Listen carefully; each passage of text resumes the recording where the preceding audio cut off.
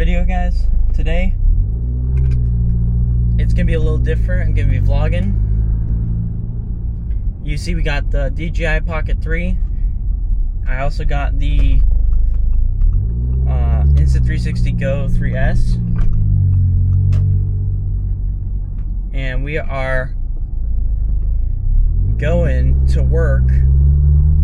But right now I wanted to show you some of the footage that I'm capturing on the Pocket 3 with the gimbal mount. So you guys saw the gimbal mount. This is what it looks like. And the way I contract, like, I always make a contraption with something.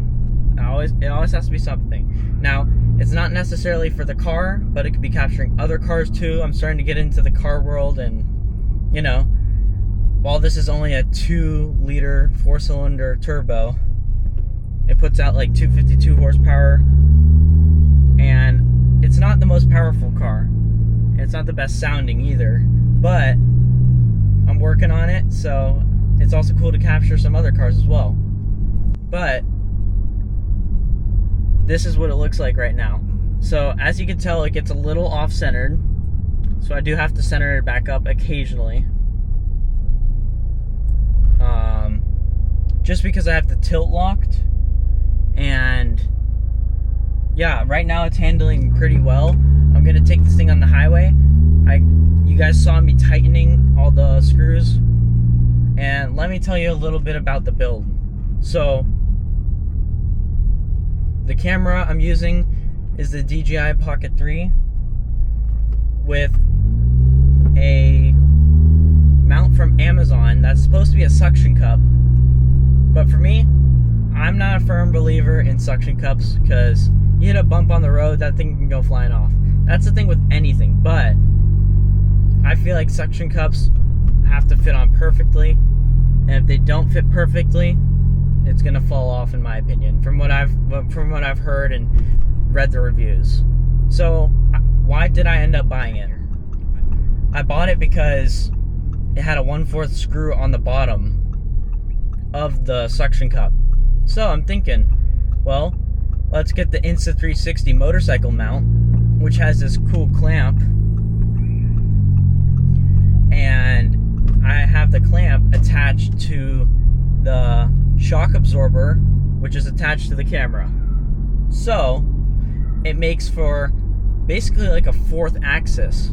I'll do a pull when we get on the freeway for you guys, but right now, as you can tell, the sun is setting and it's low light conditions.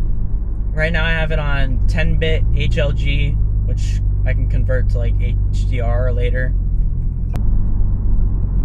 Alright.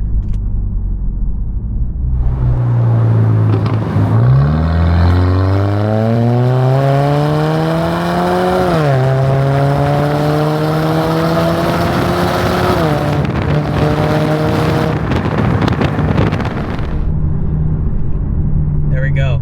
So once again, I mean, it's a 2-liter 4-cylinder turbo, so it doesn't provide the best results with power, but it is still fun to drive, and the shots you can capture with this are pretty cool.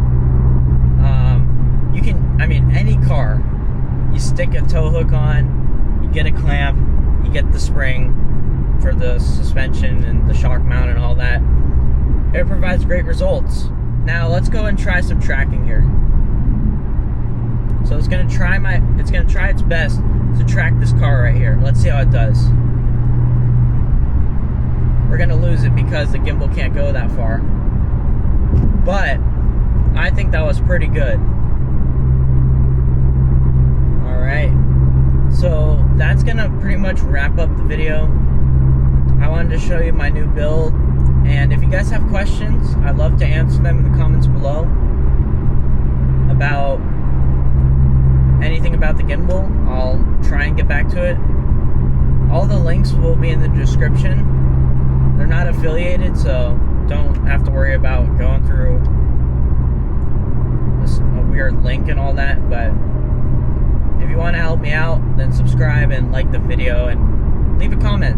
It gives me motivation to want to do more of these videos. So thank you guys for watching, and I'll see you in the next one.